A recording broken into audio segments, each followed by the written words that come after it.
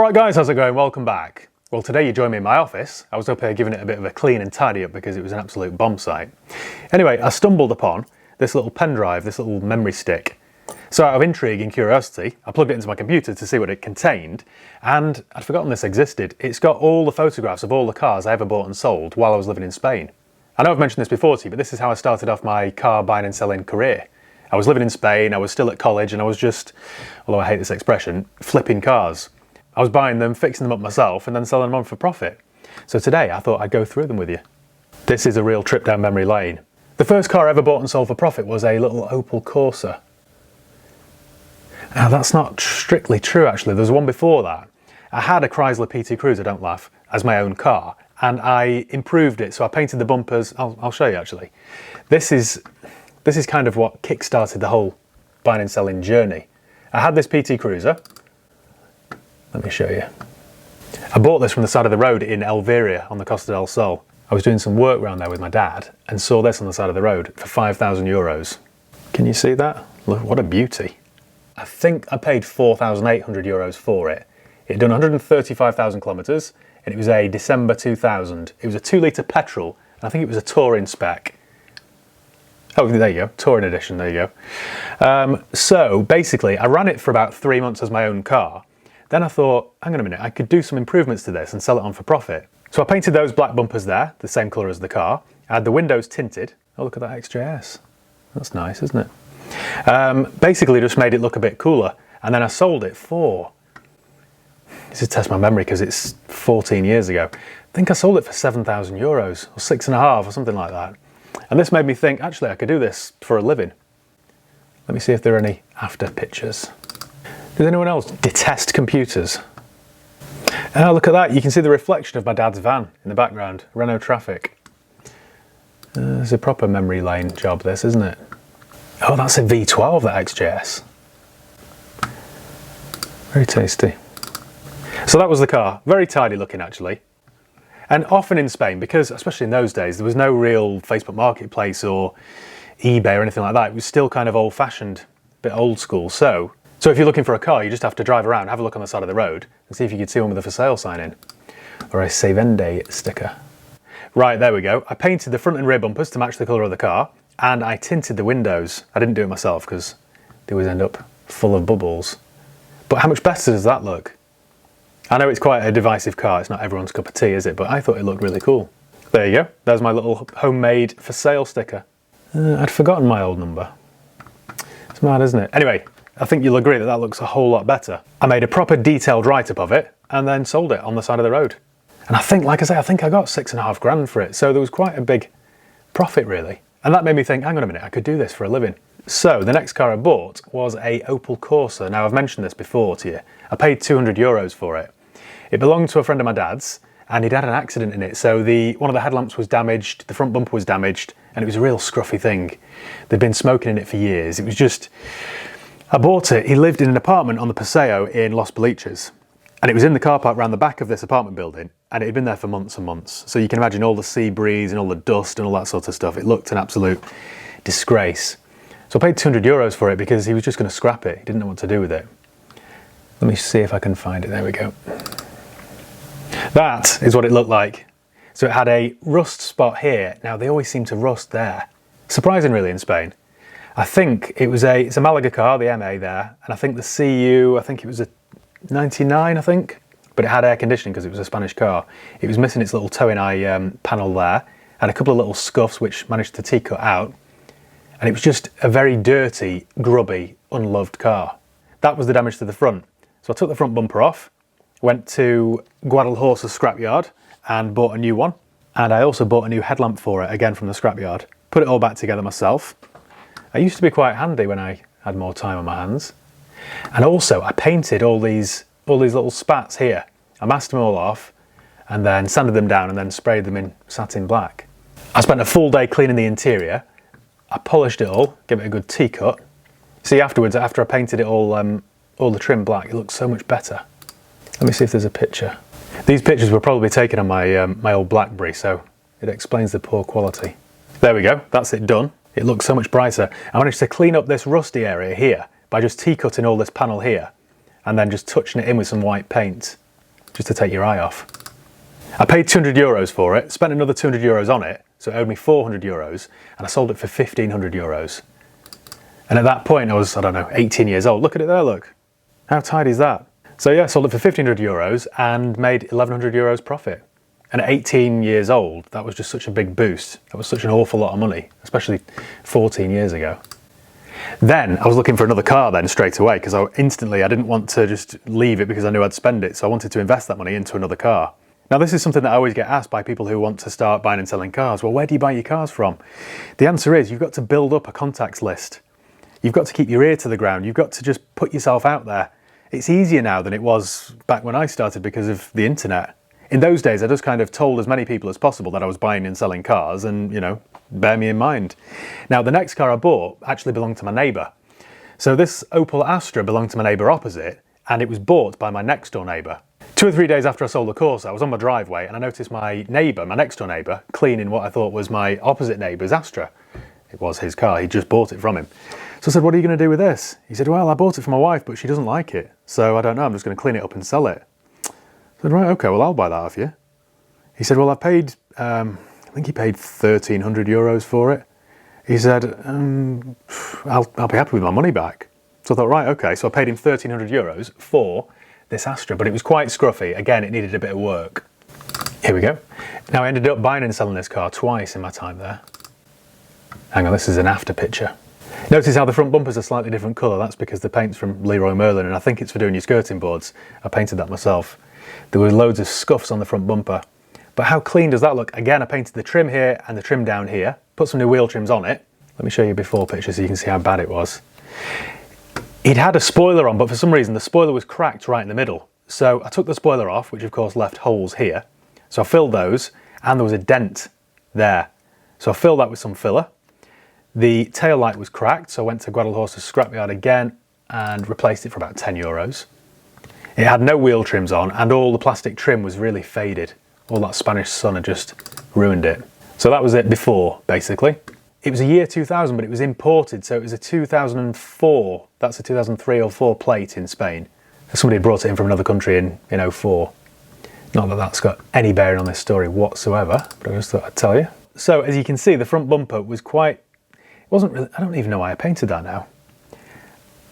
I don't know, somebody had sprayed, I think my neighbour had tried to kind of bodge it up himself, so he'd got some aerosol white and just sprayed some white here, and then sprayed some black down here, and it just looked a state.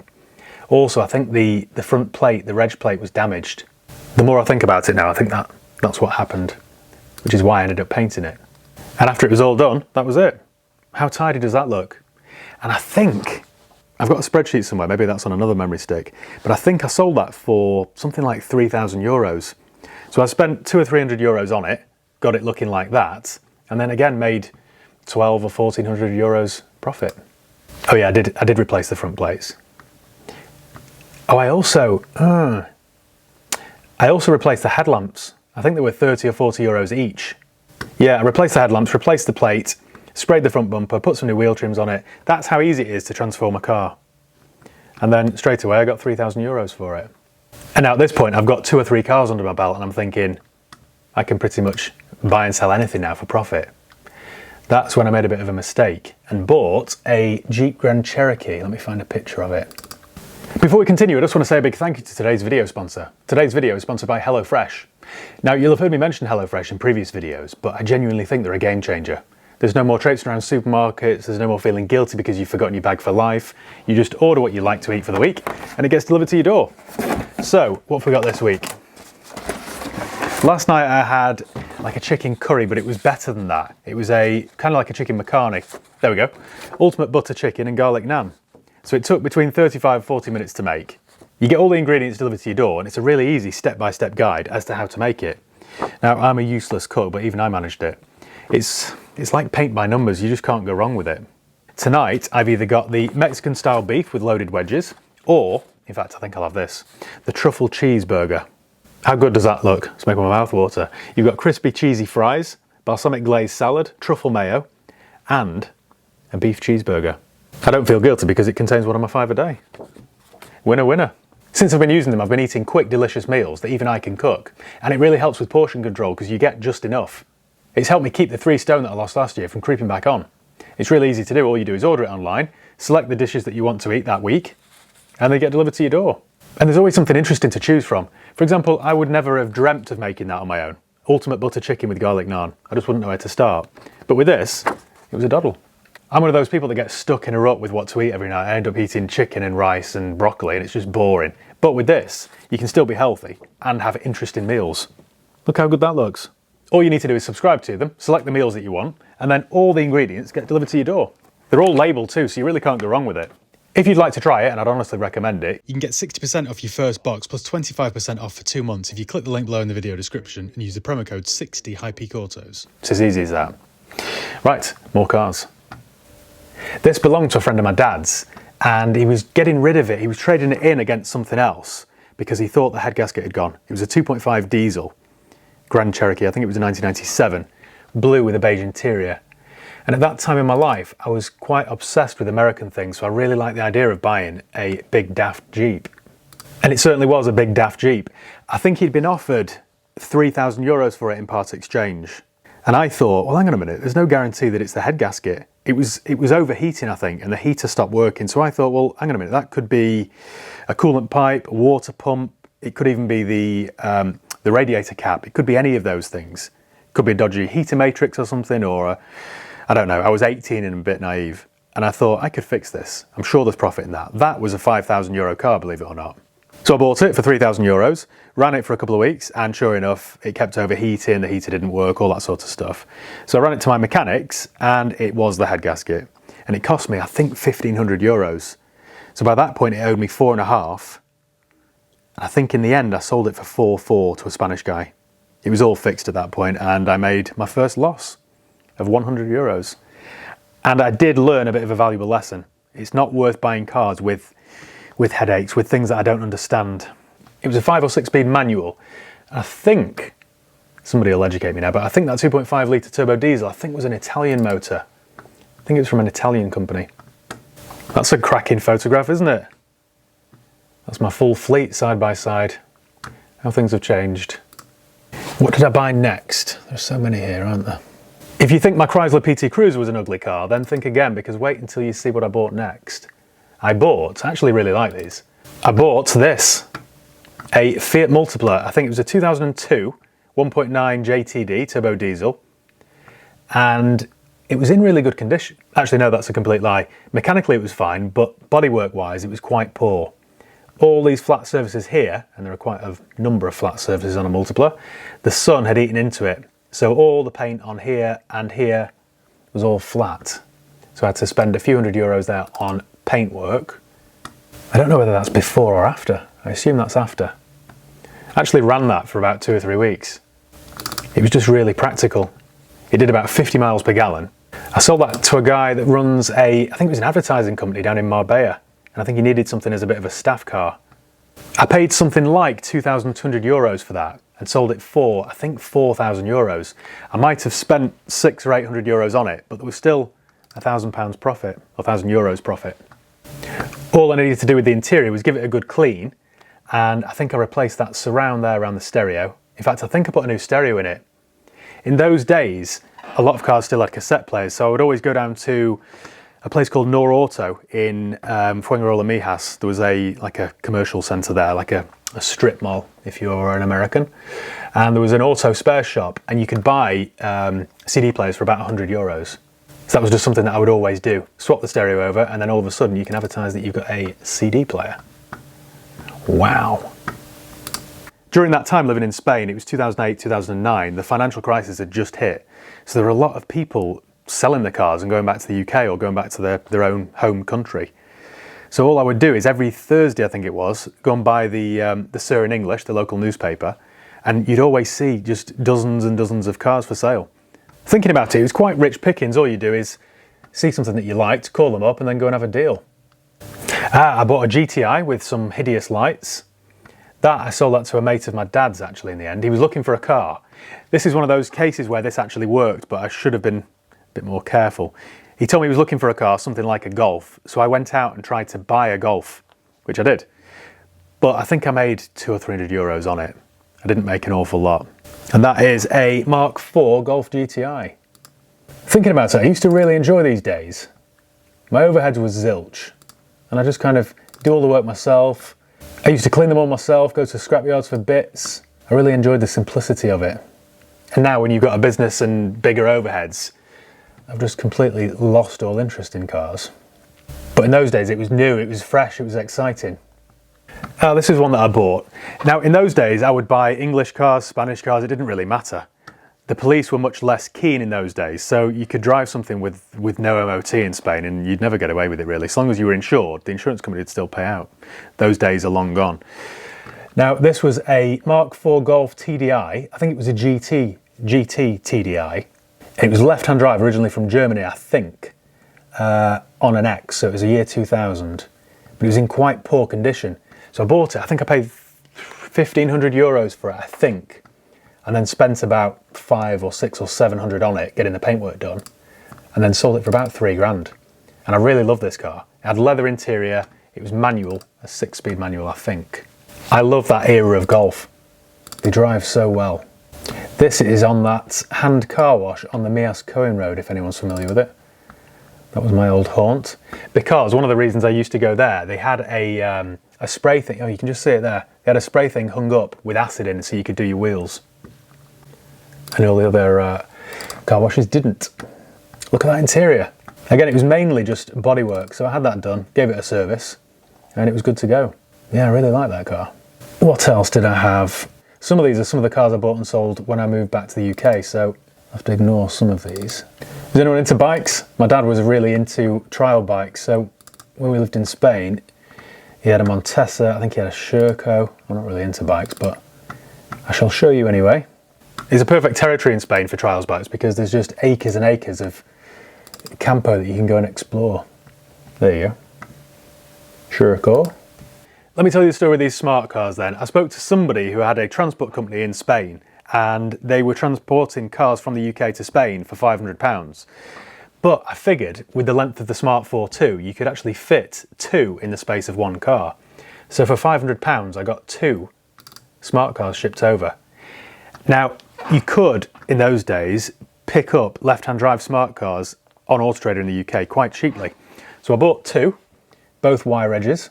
But I think they were both Passion models. That was quite important because I knew that the Passion had aircon and I knew that it'd be easier to sell in Spain with aircon. So I bought 2 for, I think I paid something like perhaps 22 or something each. That seems to ring a bell. I think I paid something like £2,200 each for them, then the shipping, and then I sold them each for about €3,500 each. That one actually stuck with me for quite a while. There was a black one as well. The black one sold fairly quickly. I was always kind of thinking of different ideas and different ways of earning money. So quite often I would fly back to the UK to pick up a car if I thought it looked good value and then drive it back. There you go. They were left-hand drive, 2001s, I guess. That one was quite quick. They do different brake horsepowers in these smarts. I think they're only a 0.8cc or 0.7 or something. That one was quite quick, so it would cope with the hills of Spain quite easily.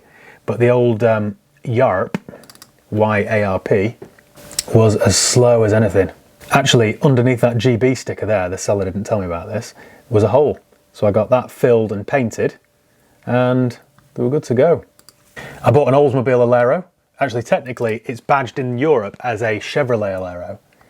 But, like I say, I was obsessed with American things. So, in the US, it was called an Oldsmobile. Now that, I had a bit of a result with that. That was for sale in the, I think it was the Euro Weekly. And it was something like €2,500 or something. It was a 2.4 petrol automatic. It didn't have the privacy glass, I added that. And when I called up, I said, is there any service history with it? And he said, oh, it belongs to my neighbour actually. I'm just selling it for her because she doesn't know, how to go about it. He said, I don't think there's any service history with it. So I went down to, I think it was Fuengirola, had a look around it, bought it, and I thought, well, he said she's maintained it, but there's no proof. When I got it back home, in the back of the owner's manual was the service book, kind of built into the owner's manual, and it was all done at the local Chevrolet dealer. Now with that one, I added the privacy glass, and then what else did I do? Gave it a service, I think, and perhaps, oh, it needed an ITV as well, which is like the Spanish equivalent of an MOT, like its yearly inspection. There I am there. with big hair. And I sold it for, I think, about €3,500, so it's quite a good deal. There she is. I actually really like that car.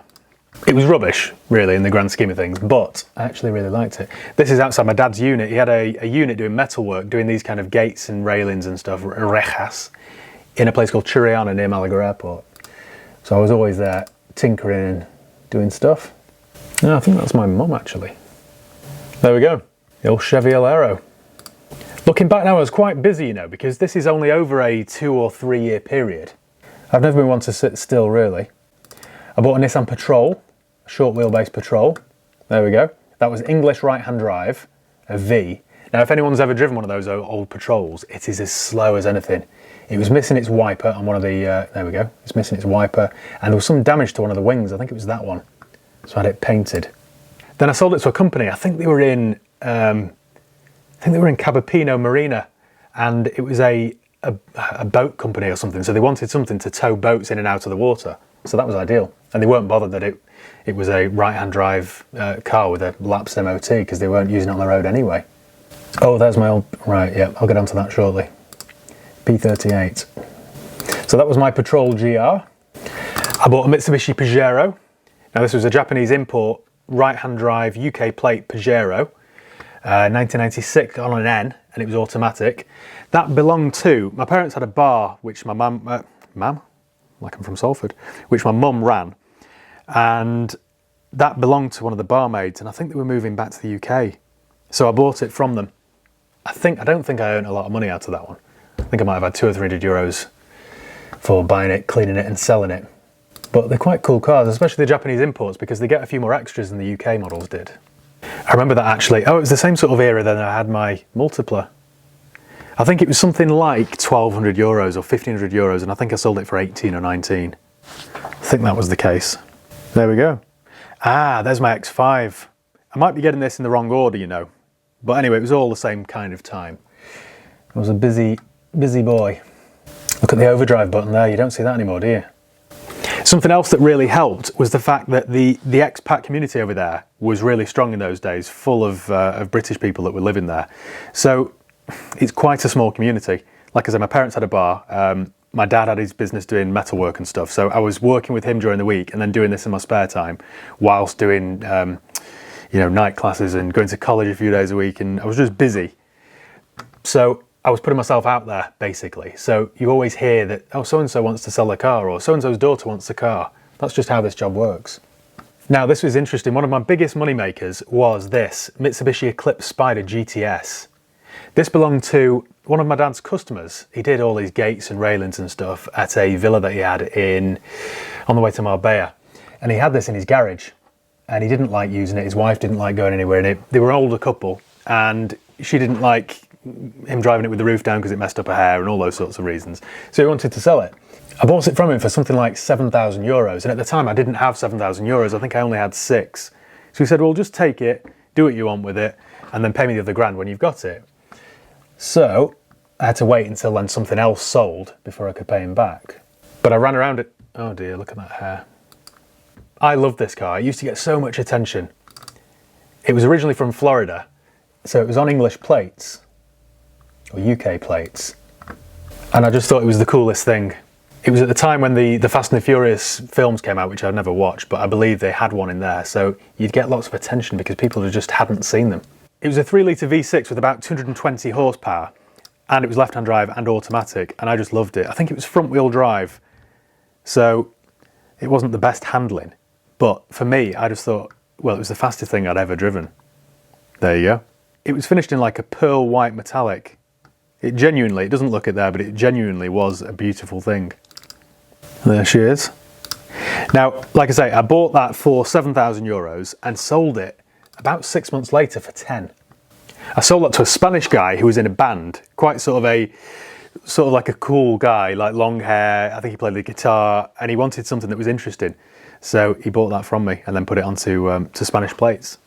I bought another Mitsubishi Eclipse Spider, but this was only a GS, so this one used a 2.4 litre 4-cylinder, and in comparison, it was just chalk and cheese. It was gutless. Now, I actually swapped this for, this is a long, complicated story. I actually swapped this for my half share of a hairdresser's salon that I opened in the village. always been a bit of an entrepreneur, haven't I? I don't cut hair, I never cut hair. But I noticed in the village where I was living at the time, there wasn't a women's hairdressers. So me and my mate were chatting about this one day with his missus, and she was complaining that she had nowhere to go for a haircut and all that sort of stuff. So we decided to open one. I'll try and find some pictures of it actually, because my pal and I took on this unit, this locale, rented it, transformed it, got in a hairdresser and a girl doing the nails, that kind of thing. Then after about 3 months, I decided that I didn't want to do it anymore. So that belonged to my pal. We did a complicated deal where I swapped him that, and I gave him my share of the salon plus a 125cc moped that I'd bought. I said it was quite long and convoluted. I bought a Kia Rio and two scooters, two 125 scooters from a family who were moving back to the UK. So I gave him one of those scooters plus my share of the salon, and he gave me that car, which I think he bought it for 6,000 or 7,000 euros, and he was just going to sell it on. But I think my share of the salon owed me something like 7,000 euros. The bike owed me about £1,000. So I think I was into it for about 8. And then I sold it to a guy who I think worked on the oil rigs near Gibraltar. He lived near Gibraltar, he worked on the oil rigs in the North Sea somewhere. And I went and dropped it off. I think I got something like 10,000 euros for it, or 11,000. It was a really good deal at the time. But like I say, compared to the GTS Eclipse that I had, this was just nothing like. Still quite a good looking car though, and again, it did get a lot of interest. Next, I bought a Mercedes SLK from the UK. In fact, no, I didn't. I was going to buy a Porsche Boxster. I think it was £6,000, and it was from a place in, it was a private seller in Wilmslow. So I thought, I was planning a trip to the UK anyway to go and see my mate and some family. So I thought, I know, I'll fly over on an EasyJet flight, and then I'll buy a car and drive it back. And then if I can get it at the right price, I'll sell it on in Spain for a profit, and had a bit of a free road trip. I used to do this quite a bit. So I'd agreed to buy this Porsche Boxster for £6,000. Then when I did an HPI check on it, it was a Cat D. So I thought, well, I'm not buying that. So I had this £6,000 budget then to buy something else. I couldn't find another Boxster on Auto Trader at that kind of price. So instead, I bought a Mercedes SLK for about £2,000, and I bought a BMW X5 for £4,000. And I did 2 trips. So the first one was this P-Reg Mercedes SLK. It had done about 90,000 miles, and that's the actual picture of when it was for sale. It was from a car dealer, a bit of a driveway trader in Birmingham. So I got a train down there, he picked me up from the station, and I bought it. Like I said, I think it was £2,000 or 2,200. It was typical of a SLK of that era. All of this kind of trim had started to peel here and around here, and on the glove box it looked a bit of a state. The wheels were also a bit of a mess. This is bringing back some memories. I'm glad I found this, you know. So my pal and I, who's about 6'2", drove it back from Manchester all the way down to sunny Spain. When I got it back, I jacked up the wheels and refurbished them myself, sanded them all down, filled them, and then sprayed them. So I did that myself. And I also, you see all this mess here, I found a company in Germany who sold this kind of spray-on leather paint. It was a really thick paint. So I masked it all off and then painted it all by myself. Look at the state of that. You see my masking tape there, my little J-cloth. You ready for the end result? Wait till you see this. There we go, some copies of the Sir in English. How good does that look? What a transformation. I think the tin of paint cost me about 20 quid. And it took me, I don't know, perhaps a morning. But in those days it didn't matter because I had all my time to myself. With all the fuels, tolls and all that sort of stuff, I think it owed me about £2,500 or £2,600. And I sold it for, I think, £3,750. I actually sold it on Christmas Day, believe it or not. I parked it at the top of my road with a for sale sign in it, and a Swedish guy, even though it was right-hand drive on English plates, wanted to buy it. I think as a present for something, for his girlfriend or something. So he paid me £3,750 for it. So again, quite a healthy profit. Next up is a CLK convertible. This I bought from a village up in Yorkshire. I think it was something, could be wrong now, but it was called something like Poppleton or Upper Poppleton or Lower Poppleton. So I flew over, my pal drove me up there and I bought it. I think I paid £5,000 for it. I'd been earning decent money now from buying and selling cars, so I decided to buy this for my mum because it was a dream car to own a CLK convertible. So I drove it all the way back to Spain, gave it to my mum, who had it for maybe, I don't know, 6 months or something, and then I sold it on. I think I sold it for €7,000, so again, there was some profit in it. I made sure it had the blue roof rather than the black because they always look nicer. It was an Elegance model, automatic 230 compressor. An MX-5 in orange. Now this is a bit of a long story. A customer of my parents who used to drink in the bar was moving over to Spain and she wanted something sporty like this, a little Fiat Barchetta or a Z3, something like that, but she needed air conditioning. She had a budget of about £4,500. So I kept looking in the paper every single week for cars. I got a Z3. She didn't want that because it didn't have aircon. I went to look at a Fiat Barchetta, but it didn't have aircon. And then I found a MX-5, which did have aircon. The seller wanted €4,000 for it, but at the time I didn't have it because I'd got too many cars around me, so I didn't have €4,000. So I'd arranged a viewing. This is quite risky and I wouldn't recommend this. I'd arranged a viewing between the seller and the woman buying it. So I picked up the lady that was buying it, who I kind of half knew anyway, took her to the seller's house, and then it was an opportunity then for the buyer of the car to have a look around it without me having to lay out the money for it. I told the lady it was £4,650 because I needed to put a stereo in it because the old one was faulty, it needed a service and a few other bits and pieces. I asked the guy that was selling it to not tell the buyer the price because it looks like I'm trying to make, I was trying to make money out of it, but nobody likes to know that, do they? So I asked him not to say that we'd agreed €4,000 for it because I'd told her it was £4,650 and I thought it's just going to make me look greedy, even though I was going to have to spend €250 on it. So as soon as we pulled up, she loved it. She just fell in love with it. And then the seller, he was a bit of, I shouldn't say this really, but he was a bit of a strange character. So they were chatting and then he said to her, well, like I've said to Matt, I just want €4,000 for it. So I thought, this has just exposed me now. Everyone knows now how much money I'm earning out of it. So I thought, how embarrassing is this? So I stood there as they were chatting away, and then we got back in the car and there was a silent drive back for about 30 minutes. And as I pulled up outside a house to drop her back off, she said, right, I appreciate your honesty with that. I know exactly how much money you're earning out of it, so I'll go with it. So I thought, right, well, it proved to be quite a good lesson in business. So that was the MX-5, which I think I earned about €400 out of in the end. Now there was a Range Rover P38. This belonged to a customer of my parents in the bar. Now, he's a really nice old guy, but had a bit of a drink problem and in the end drank himself to death. This was his car, which he used to, I'm not condoning it at all, but he used to drink drive a lot. So every single panel was battered and beaten up. And I think he'd lost some paperwork for it or something. It wasn't legal. It wasn't road legal anyway, because he just hadn't kept on top of it. The headlining was sagging, one of the windows was smashed. There you go, that's the condition in which I picked it up. So he was going to scrap it. So I think I offered him something like €400 for it. So all I did was give it a good clean, basically. And then I put it on eBay, Spares and Repairs. That was it after I'd cleaned it. So I got some baby oil on all of the plastics, gave it a good clean. So I put it on eBay for Spares and Repairs, and I think I got something like $17.50 for it. So again, a nice little profit.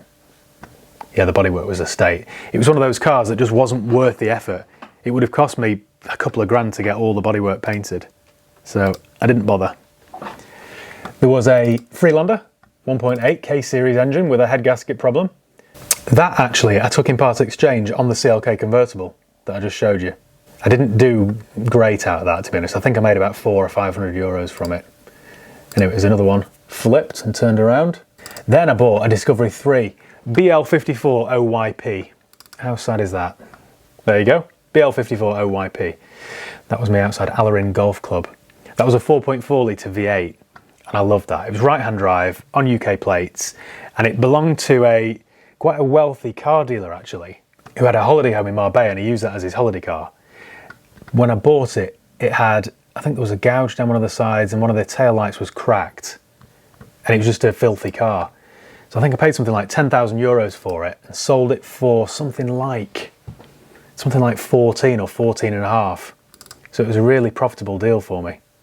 In fact, I took in part exchange that short wheelbase Nissan Patrol that I've just shown you. There was a Jeep Grand Cherokee in silver that I bought, a 2.7 CRD with that horrible noisy engine. I think my dad was in the UK or planning a trip to the UK. So I thought, he could drive this back then. So I think I'd bought this from a car dealer in the UK and then he drove it back. And I sold that actually to a family who were moving back to the UK, so they were driving it straight back to England. Again, I think I made about €500 on it, so it wasn't a huge profit, but profit is profit. This next one, I bought a Hyundai Coupe in a horrible green colour from a lady down in Estepona, and I think it was a customer of my dad's actually. I think he'd made her a Gator or something like that. Anyway, she was selling up and moving back to the UK. So she had to sell her Hyundai Coupe. And when I went to look at it, it was in this horrible green colour, and it had bodywork damage all the way down it.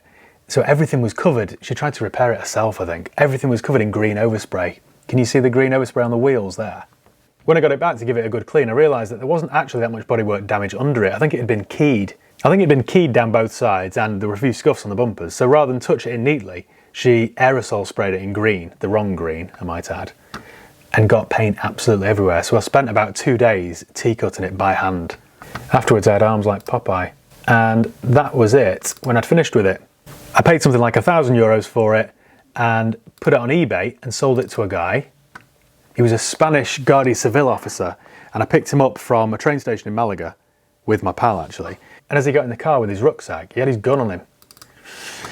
Anyway, I sold it for about 1,500 or 1,600 euros. Juan, I think he was called. So that was that. Another one flipped. Next up was a Ford Transit. This was one of my dad's work vehicles, which he didn't need anymore. So we took all the stickers off and I just sold it for him. What else? Ford Ranger. I think I bought and sold this several times. That's it parked outside my dad's work. It had a back on it. Where's the back? There we go. I think that ended up in Morocco, you know. There we go with the back on. Then we've got a Citroen Berlingo here, which I bought and sold this 2 or 3 times. Like I say, it was quite a small community. So I bought it. I actually worked for a internet company for about 6 months down in Puerto Banús, fitting internet, wireless internet in people's houses when I was about 17. And the company went bust, I think, and they were selling the vans off. So my colleague who I worked with bought the van off them. Then after about 6 months or a year, he decided to sell it, so I bought it from him. Then I think I sold it to my dad, or just gave it to my dad or something. So he used it as a runaround vehicle for about a year. Then I sold it to a local guy. Then about a year after that, I bought it back off him, and I was moving to the UK, so I loaded all my stuff in it and drove it back. That was, I think, a 1.9 non-turbo diesel. So it would do about 60 miles per gallon, but God, it was slow. It was the slowest thing ever. And there it is in the UK. I bought another Chrysler PT Cruiser. Now that was an American import, so it was a 2006, 2.4 I think that was, manual petrol. I think it was originally from Texas. In fact, that's a bit of a clue, isn't it? And I can't remember the figures off the top of my head, but I bought it off a car dealer down in Marbella who'd imported a couple of cars over. And I bought it from him and then sold it to a mate of mine. There it is. And there is my 300C, which we're going to go on to next. Now this Chrysler 300C was originally from Texas, and I bought it. So it's a 2005 3.5 V6, and I bought it for about €8,000. And for 2 weeks, I loved it. I thought it was the best thing ever. Then I grew to hate it. It had a remote start like you'd see on MTV Cribs, which I thought was cool when I was 19 years old. All I did with that was clean it up and then try and advertise it. And it had only done about 30,000 miles. And to be fair, the condition was mint. It was absolutely immaculate and quite a good colour. In fact, I think, now please don't unsubscribe when I tell you this, I think I definitely did. I fitted a Bentley grille to it. What can I say? There we go. Hideous. Absolutely hideous. At least I didn't put the Bentley badges on it. I kept the original Chrysler ones. I had it advertised for about 6 weeks and had no interest in it whatsoever. Then out of the blue one day, I got a call from a car dealer in Gibraltar who was looking for stock. So he said, I'll buy it off you for, I don't know, €8,000. I don't think I made any money on it. I think I might have just broken even. He said, I'll buy it from you for €8,000, but can you bring it to me in Gibraltar, which was about an hour away. So without wanting to sound too keen, I said, oh yeah, definitely, yeah. I'll be there in an hour. So I drove it down there, he paid me, and then I got a lift back. Now, this one's an interesting one. It's a BMW Z3. This was a part exchange against one of my smart cars. So I got a call from a guy down in La Cala de Mijas, and he wanted to buy one of the smart cars for his wife, I think. And he said, you wouldn't be interested in a part exchange, would you? So I said, possibly, yeah, what do you have? He said, I've got a P-Reg, so I thought, right, it's a right-hand drive, 1996, 97, BMW Z3. He said, it's in a state, it's been in my garden for ages with the roof down and it's full of leaves, the dog's been sleeping in it. He said, it's an absolute state. He said, it belonged to a very good friend of mine who gave it to me after he passed away, or left it to him. He said, I don't like driving it, my wife doesn't like driving it. The driver's door won't open, so you've got to climb in and out of it. I just want rid of it. So I said, right, okay, yeah, I'll have a go with that. So I had a quick look on Auto Trader just to see what they were worth, because I thought it was a right-hand drive, and they were going for about £2,000. So I thought, well, if this is estate, it's still going to be worth £1,000. That's my stomach, isn't it? So I thought, if this is estate, it's still going to be worth £1,000. So when I called him back, I said, right, it's probably worth €1,000. Is that of any interest to you? And he said, yeah, that sounds fair enough. So I agreed to meet him later that day, and as he pulled up, I realised it was left-hand drive. So instantly, the car's then worth twice the price. So he pulls up in it, climbs out over the door, and then instantly loves the smart car. And he said, oh yeah, my wife will love this. So we did a deal. I think the difference was, I don't know, €2,500 back to me. So I jumped in this Z3 and then took it back home. And it was an absolute state. I mean, dog hairs everywhere, leaves everywhere. It had been left out in all weathers with the roof down, so it was a complete state. The bodywork was flat. It was overdue a service, the airbag light was on, there was no paperwork for it whatsoever. No logbook, because he said, oh, it belonged to my pal and he died and everything else. I HPI'd it just to make sure it was all clear, which it was, but nothing. So I wrote to the DVLA, explained the situation, applied for a new logbook in my name, sent them my £25, and then about 4 weeks later, I got the logbook back in my name, and it was a one-owner car, so I was only the second owner. My dad and I managed to get the driver's door open, and it was just jammed because he'd closed the seatbelt buckle thing in it. So there was no fault with the driver's door, it was just jammed. Then I took it for a full service, had it valeted completely, and I got them to buff it, and look at that. I mean, the colour's horrendous, the colour's hideous, but I paid €1,000 for it and spent about €700 on it, and then sold it for £5,500. That was probably my most profitable deal. It had only done something like 60,000 kilometres, it was really low mileage. I just couldn't believe what a result I'd had. In fact, I'll tell you a funny story. I got it cleaned, so I got a local valeter to do it, who I kind of half knew. So I paid, I think, €150 for him to buff the whole car and clean it. And as he drove it back, there was a big curb here. I was sat round in the terrace around my house, and he texted me to say, right, I'm 5 minutes away. So I sat there waiting for him. Next thing, I hear a bit of a scrape, and then the car wheel spin off. Then 30 seconds later, he appears in it, and I was over the moon with it. It looked stunning. So I paid him, and he went away. Then the next day I was walking back up to it because my driveway was quite steep, and I noticed the sill on the passenger side was all stoved in, all scraped. So he'd caught the curb in it when he was parking it up, which is obviously what that noise was and why he kind of wheel spun off, because he'd got stuck on the curb. So I called him and said, I think you've damaged my sill when you dropped it off. Obviously he must have known he'd done it, but didn't want to say anything. She said, oh, did I? I don't know. I think I might have done actually, yeah. So I said, well, I need to get it fixed, don't I? He said, well, it's not a Ferrari, is it? So I thought, well, that's an odd thing to say, isn't it? Anyway, I got it painted for about €120 and he eventually paid me. In fact, no, he didn't pay me. He gave me 2 free valets, I think. Who does that? Why wouldn't you just put your hands up and say, yes, sorry, I caught it. Let me know what it costs. People are bellends. The longer I do this job, the more I realise. That was the X5 that I bought back from the UK. So when I went over there for the SLK, that was the X5 that I bought as well. I think I paid £4,000 for £4,000 for it, or £5,000. Maybe my figures are slightly off here. It was a 3-litre petrol and it had done about 90,000 miles, and I think it was a one-owner car. Got it from a place called Wyndham in Norfolk, Norwich, that sort of area. It was a really nice car, that. I didn't really do much to it. I painted that strip there because it wasn't colour coded, and then I sold it for about €6,000 about 6 months later. Now this is my Topaz Blue X5. This was a left-hand drive 3-litre petrol automatic X5, a year 2000 or 2001 I think, which had come from Indiana. I bought that off the father of my brother's mate. So my brother had a schoolmate and this was his dad's car. It had only done 79,000 miles. I think I paid £9.25 for it, and at the time that was my most expensive car I'd ever bought, and I loved it. I kept it for about 6 months and then sold it on. There was a problem with an air pipe, an air hose I think was split, and the check engine light came on. But apart from that, didn't have any other issues, and I absolutely loved that car. Felt like I'd made it. Bear in mind, this was probably 2008 and it was a 2001 car, so it wasn't all that old. And I was only 19 years old or something. I sold it to a Spanish guy who was buying it for his elderly father and needed something a bit higher for I think about 11,500. And I think I might have spent a few €100 on it, just kind of servicing it and that kind of stuff. But yeah, there was decent profit. I think I made a couple of grand on that. Then I bought a BMW 330 Ci, if this is the right one. That's the one. Now this was a German car originally, and it was imported into Spain in 2006 or 2007, I think. 2006. Now this belonged to an English guy who was moving back to the UK. And the bodywork was quite bad, typical Spanish car really. So it needed to be painted, I think, down both sides. And it had the hardtop, which I sold separately. So I got the paint done. I think that cost me about £1,000. I had it serviced, a few other bits and pieces. And I think I sold it for 14.5. I think I only paid £9,000 for it, so it was a really good profit margin.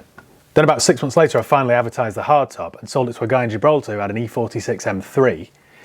And he drove over and bought the hardtop for £500, I think. So overall, it was a really great deal. And again, I absolutely loved that car. I ran it for about 3 months and it had the slate grey leather interior, Xenons, heated seats. It was a really nice spec. There it is. There we go, heated seats. Didn't have the climate, but had aircon, CD, that sort of thing. I need to go and eat something. My stomach is growling. We're at B's. I think that's pretty much all of them, isn't it? Hang on, there were a couple of Peugeot. There were a couple there that I missed. There was a Peugeot 206 in red. I think this was a 1.4 BFL, there we go. This belonged to my mate's mum, and she bought a Renault Megane off me automatic. I think she'd got a problem with her knee or something, so she wanted an automatic, and this was a manual. So she traded that in with me, and again, it needed a little bit of bodywork, so I did that, and I think I made about €800 on it, so not a bad deal. The car that she bought from me was a Renault Megane. Now, this was one of those cars that I bought and sold twice. I bought it from, there was a car dealer that used to drink in the bar who bought 5, I think, ex-rental cars, and they were all Renault Megane automatics. And I think, to be honest, it's a bit naive now of me, now I think, but I think he got rid of the worst one. So he kept the 4 that didn't need much work and then sold me this one. And it needed quite a lot of paint work. Both the sills there were stoved in, there were a few marks on the doors. So I had all the paintwork done, spent €600 or €700 on it. Had it serviced, did the ITV, a couple of tyres, all that sort of stuff. But I think I still made about €1,000 profit on it. Sold it to a guy who just moved to Spain, him and his wife. They kept it for about a year, and then out of the blue he called me to say, oh, you wouldn't be interested in buying this Renault Megane back, would you? So I did. I think maybe €1,000 less than he'd paid me for it or something. And then I sold it to my mate's mum and took in the Peugeot in swap. Then there was also a, where is it? I bought a Peugeot 306 convertible. Wait till you see this. Now this was right-hand drive on Spanish plates. There we go. I think, weren't these designed by Pininfarina or Bertone or somebody? I think it was Pininfarina, wasn't it? It would make sense if it was Pininfarina because they also did the 406 Coupe, didn't they? I'm going to say Pininfarina. Now that was automatic. Ah, there we go, Pininfarina. That was automatic but right-hand drive. Now you can imagine how smooth that auto box was, can't you? Not. I didn't do very well out of that. I think I had it for quite a while, and then I sold it for about €300 or €400 profit. This next one's interesting. Right, I bought, in fact I didn't even buy it, I was just advertising it for somebody. The husband, my mate's dad, the husband of the lady that bought the Renault Megane Auto off me, had an old Porsche 944 Turbo on the driveway that had been there for years. It hadn't ran, the paintwork was a wreck, the interior was a mess, and they just wanted rid of it. He said, if you can return me €1,000, I'm over the moon. So straight away I thought, there it is. It was in a horrible colour. So straight away I thought, well, I'll do all the work myself. I'll get it resprayed, do the interior, and then either keep it or sell it. Now, you won't believe me when I say this, but at the time they were only worth about £3,000 or £3,500 for really nice examples. And this was not a really nice example. I put a new battery on it and got it going, and then I realised actually it hasn't run for about 10 years. Perhaps starting it wasn't the best idea. So I thought, this just isn't worth spending €2,000 on because it's going to owe me what it's worth. So I put it in the Sur in English for €1,500, I think, as is. And I think I got $1,250 for it. In hindsight now, that's one that I should have kept because that's probably worth 10 grand sorted today. But back then it just wasn't. I wonder if the guy ever sorted it because that was his plan to get it back on the road. Oh, this is my mum's car. This is a Saab 9.3 Turbo convertible. I think the reg was T981 MBL. There you go. How sad. Blue over tan. It was an SE. She loved that car. That was one that we bought from a car dealer in Manchester, actually. My dad and I flew over for it. We landed at Manchester at about 6 AM. Got a taxi to the car dealers, about 6:30 and it didn't open till 9, so we stood outside for ages. Anyway, we drove it back and she had it for a couple of years and then I sold it on. Nice looking cars though, aren't they? Always liked Saab, I've always got a soft spot for them. I bought a Peugeot 1007. There we go. That was a 1.4 turbo diesel. I bought that off a Finnish family. I think the family were connected in some way to the Finnish royal family, if there is one, or some sort of Finnish aristocracy. And it had only done something like 20,000 kilometres. They bought it from new, I think it was in 07, 08, 07 maybe, I think. They bought it from new and just hadn't done any miles on it at all.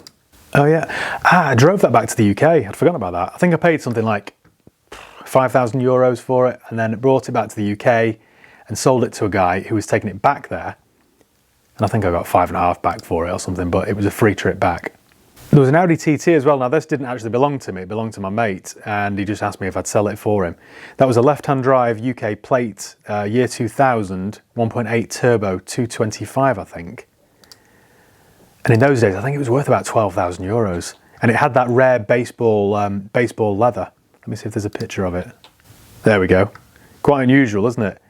Now it's difficult to believe this, but at the time that car was quite special really. Quite a rare car. It can't have been a 225 because there's only one exhaust. That's just set off someone's nerd alarm, isn't it?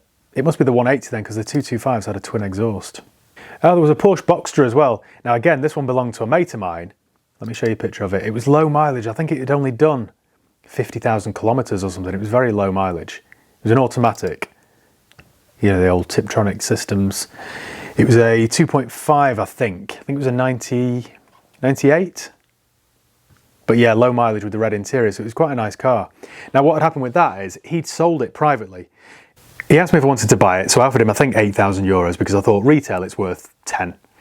So he said, no, that's too low, I'll sell it myself. So he sold it to a mate of his for 10,000 euros, who then took it into Porsche Marbella for a service, and they did the old free health check and said that it needs new this, that, this, quoted him 10,000 euros for all the work, which he didn't need because it was a really nice original example. So he wanted his money back, so he said, I'll tell you what, don't give me 10,000 euros, that's not fair, just give me 9,000 euros back for it. So my pal had 1,000 euros for not much. So then he came back to me and said, right Mike, can you do something with this? So I said, well, I'll still buy it for 8,000 euros. And he said, no, I want more for it than that. Can you advertise it for me? He said, if you can return me 9,000 euros for it, then I've had the 1,000 off him, then I've got my 10. We're no worse off. So I said, right, okay, yeah, fine. So I put it on eBay for, I think, 10.5, and the phone rang off the hook. I got emails and messages from people all over the place, all over Europe. In the end, I sold it to a guy called Jean-Paul or something like that, and that's not me stereotyping, I think he was genuinely called Jean-Paul, from Paris, I think. So he flew over from Paris. He was a car dealer, a French car dealer. He flew over into Malaga, I picked him up, and he gave me 10,500 euros for it, and then drove it back. So I gave my pal his 9,000 euros, and then I had 15 for doing, well, just selling it, basically. So I think that's about it. Oh, hang on a minute. No, there's a Porsche Cayenne here. Now this wasn't actually mine. This belonged to my dad's mate, Swedish guy, which is why it's on Swedish plates. Although they're not genuine Swedish plates. The front one went missing or fell off, so I had to get a graphic designer to make him up a temporary plate. Anyway, he bought that. He wanted a Cayenne Turbo, so he bought it from a car dealer in Germany. So my dad and him went to Germany, bought it, drove it to Sweden, registered it, and then drove it all the way back down to Spain via, I think, the F1. I think they went to the F1 in somewhere like Spa or somewhere like that. He had it for about 6 months, then he decided to sell it, so he asked me if I'd try and sell it for him, which is why I've got pictures on this pen drive. It was a really nice car, that. So quick. As daft as it sounds, I would still have one of those today. The build quality's superb. Well, I think that's about it. I hope you enjoyed that little journey down memory lane with me. It's made me realise how much I enjoyed those days. Typical me fashion, I probably didn't at the time, but looking back, they were quite good days really. I had no overheads and I was really passionate about cars and I got stuck in myself, whereas now my overheads are horrendous and you just got to keep busy all the time just to make sure that you can pay your overheads. But in those days it was nice and simple. So thank you once again for watching. Make sure you give the video a thumbs up if you enjoyed it. Make sure you subscribe if you haven't done already. You can follow me on Facebook, Instagram, Twitter. I'll leave the link below. And yeah, cheers guys. See you next time.